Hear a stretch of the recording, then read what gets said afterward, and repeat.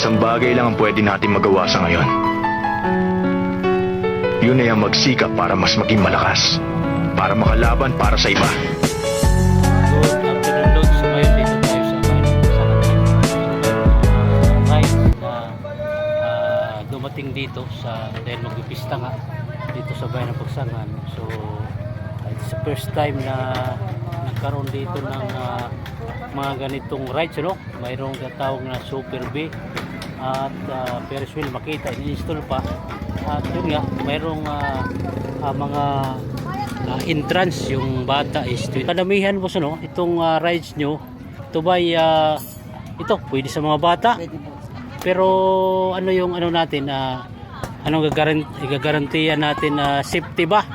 Safety ba sa mga bata? Kasi it is the first time to na nagkaroon dito ng ganitong rides, ano? Safety po yan, sir. So, bigyan mo kami ng detalye. Ilang oras ba yung magkano rin yung bayad? 50 pesos po per red, tapos 5 minutes. 5 minutes yung 50 pesos. Walang pili yan. Matanda bata. 50 pesos. Oh. Tapos, itong tawag na Super B. Super good. Oh. Tapos yung iba namang rides, yung Ferris wheel. Ferris wheel. Oh, so, ano asahan natin? Mamayang gabi, mayroon na. So yung available rides lang dito ngayon, tsaka yung yung ang tawag nun, Viking. So 50 pesos na rin yung bayad. 70. So ilang oras din? 5 minutes. 5 minutes. So yung guys, ano, so, itong pangalan mo, sir? Russell. Si ito mga lod, si Sir Russell, si yung ano dito, sir? Siya yung sa management. Super B na tatawag, kaya sinasabi nating Super B. Kasi yung style niya parang bubuyog. Yung function nito parang iikot lang mga lods, iikot lang. So sabi niya bata at matanda, pag nag-race ka diyan, magbabayad ka ng 50 pesos sa mga gusto magpunta rito sa Pagsangan, no? So welcome kayo rito.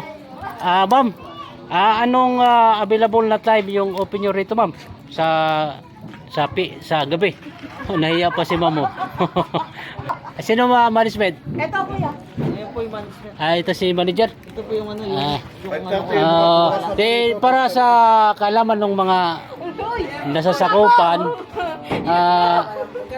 huwag nang mahiya, kakausapin lang naman kita. Information sa lahat ng sakop ng Pagsangan. Mayroon kasi itong 13 barangays na sakop ng Pagsangan, no? Kasi it is the first time na nagkaroon dito ng ganitong mga rides, no? So anong oras kayo nagbubukas at sa gabi anong oras din nagko-close? Alas 6 hanggang alas 12. Alas 12. So pagdating alas 12 totally wala na. At yan na. Depende na sa tao, pag meron pa, tuloy Pag gusto pa. Ang Oh. tao lang yung So yung tatawag na Super B, ano ba yung ano niya, ikot-ikot lang? ikot lang yan, pambata yun. Pambata. Mayroon naman tayong mga safety na linalatag diyan. Araw-araw check up yan. Para hindi Safe yung... So ano ang masasabi mo sa mga gustong pumunta rito? Mag-invite ka. Pasyal po kayo dito sa Perihan sa Pagsangan. Ganda po rito. Okay. Masaya. Masaya.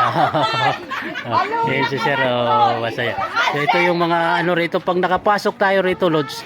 So dito taga may bayad na may ang gabi, ha. Sir, yung biking ang purpose nito parang doyan lang, no? Doyan lang. So sabi nga nila 70 daw, tama ba? 70? 70 tapos Sakay, 5 minutes. 5 minutes. Pwede bang i-demo? Ayun. Yan, babantay. So ano panalunan yan pag naka 7 points? Ayun, mga kindi. May price tayo dyan. Yung 15 points, ano yan? Mga ano, sa tama niya. So malapit lang paano di ba malulugi, boss? Yan, Hindi na malulugi, no? basta maging masaya yung mga Yun importante na makapagpasaya.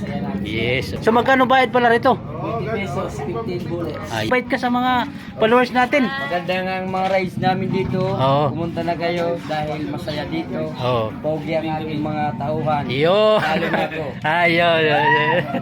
Yo guys, yung 13 barangays na sakop ng Pagsangan, no. So open nitong alas 6 ba yun? Alas 6 ano, hanggang 12 o'clock ng gabi. So welcome kayo rito. It's first time kasi rito na nagkaroon ng ganitong ride. So samantalahin natin, mag-enjoy tayo habang nandito pa to. Kasi pag iwas ng patron na wala na, hindi na tayo for experience lang ano mga lusulo. So mamayang gabi, punta kayo rito at i-enjoy tayo. Marami tayong mga games dito. Mayroon silang bingo rin dito na may pabula na sabi na mayroong mga prizes kung saan talagang napakalaking price no? Yung motor, kita natin no? Yung motor, speaker. So puntahan natin rito. Brand new talaga no?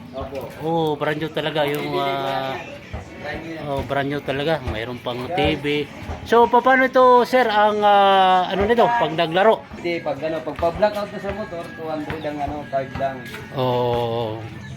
100 lang, yan. 150. So pag nakuha niya sa sakali, complete papers na. Kompleto na yan. Oo. Sa kanya is ano ang pangalan. Para lang ma-experience yung mga ganitong laro dito. So ito yung kabuuan no, mga lods. Dito lang muna mga lods. Ating vlog dito sa Bayan ng Pagsangan. Salamat sa tiwala at suporta. God bless you all and say bye-bye.